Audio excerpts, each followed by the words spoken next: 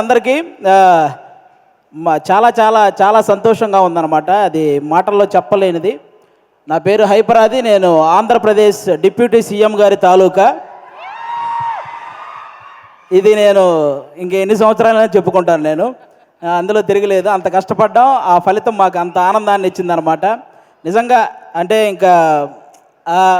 ఈరోజు ఈ ఫంక్షన్ ఇంత గ్రాండ్గా చేస్తున్న విశ్వప్రసాద్ గారికి నిజంగా థ్యాంక్ యూ చెప్పాలి. ఎందుకంటే మన కూటమి అనే ఒక సినిమా 164 రోజులు ఆడింది. అందుకే ఈ సక్సెస్ మీట్ జరుగుతుంది.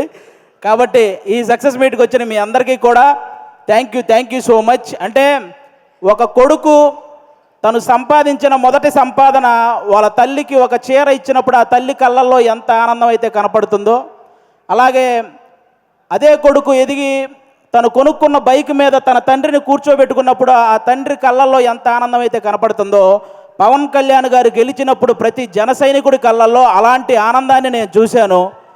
నిజంగా అలాంటి ఆనందాన్ని నేను చూశాను. ఎందుకంటే ఆల్మోస్ట్ 10 సంవత్సరాల నుంచి జనసేనకు సంబంధించి ఏదైనా మీటింగ్ జరుగుతున్నప్పుడు చాలామంది కింద నుంచి సీఎం అని అరుస్తుంటే కొంతమంది అనేవాళ్ళు, ముందు మీ వాడిని ఎమ్మెల్యే అవ్వమను అప్పుడు చూద్దాం అనేవాళ్ళు.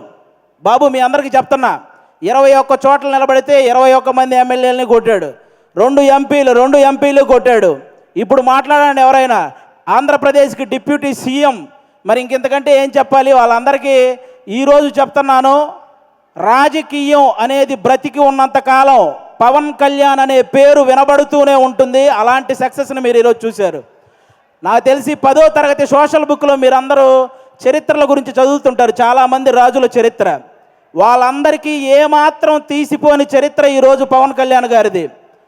ఆ రాజుల కాలంలో వాళ్ళు చేసిన యుద్ధాలు, లేకపోతే కుర్చీల కోసం కొట్లాట, చావులు ఇవి మాత్రమే ఉంటాయి. కానీ మన పవన్ కళ్యాణ్ గారి చరిత్రలో త్యాగాలు, సహాయాలు ఇవి ఉంటాయి. ఇలాంటి నాయకుడి గురించి ప్రతి ఒక్కరూ మాట్లాడుకోవాలి, ప్రతి ఒక్కరూ ఆయన్ని ఇన్స్పిరేషన్గా తీసుకోవాలని మనస్ఫూర్తిగా కోరుకుంటున్నాను. ఈ ప్రపంచంలో ఎలాంటి నాయకుడైనా గెలిస్తే ఒక గర్వం ఉంటుంది, కానీ ఒక్క పవన్ కళ్యాణ్ గారిలోనే గెలిచిన తర్వాత ఒక భయాన్ని నేను చూశాను. ఎందుకంటే ప్రజలు నా మీద ఇంత బాధ్యత పెట్టారు, ఆ బాధ్యతని 100% స్ట్రైక్ రేట్తో ఎలాగైతే నేను ఎమ్మెల్యేలని సాధించానో అదే 100% స్ట్రైక్ రేట్తో ఆ బాధ్యతలన్నీ నిర్వర్తించాలనే భయం ఆయన కళ్ళల్లో నేను చూశాను. అలాంటి నాయకుడు మనకు దొరికినందుకు నిజంగా మనం అదృష్టంగా భావించాలి. గెలవటం ఇదంతా ఒక ఎత్తు అయితే, లంకా దహనం చేసిన తర్వాత హనుమంతుడు వెళ్ళి శ్రీరాముడి పాదాలు పట్టుకున్నట్టు ఎప్పుడైతే 21 సీట్లు గెలిచాడో వెళ్ళి వాళ్ళ అన్నయ్య చిరంజీవి గారి పాదాల పైన కూర్చున్నాడు, పాదాలను పట్టుకున్నాడు చూసారా, అప్పుడు ఆ అభిమానం 100 రెట్లు పెరిగిందండి. అందరి కళ్ళల్లో ఒక ఎమోషను. అంటే మెగా ఫ్యామిలీకి ఎప్పుడు దూరంగా ఉంటాడు కళ్యాణ్ గారు, దూరంగా ఉంటాడని అనుకునే వాళ్ళందరికీ ఈ విజయాన్ని తీసుకెళ్ళి అన్న దగ్గర పెట్టాడు చూసారా. అంతకంటే ఎమోషనల్ మూమెంట్ ఇంకోటి లేదు. అది మనకి ఎప్పటికీ గుర్తుండిపోతుంది. అలాంటి ఎన్నో హ్యాపీ మూమెంట్స్ని మనకిచ్చినటువంటి పవన్ కళ్యాణ్ గారికి, అలాగే జనసేన కోసం కష్టపడిన ప్రతి జన సైనికుడికి ఈ సభ ద్వారా అందరికీ కూడా నా ధన్యవాదాలు చెప్పుకుంటున్నాను. Thank you so much. ఈరోజు ఇక్కడికి ఇంతమంది వచ్చినందుకు మీ అందరికీ వన్స్ అగైన్.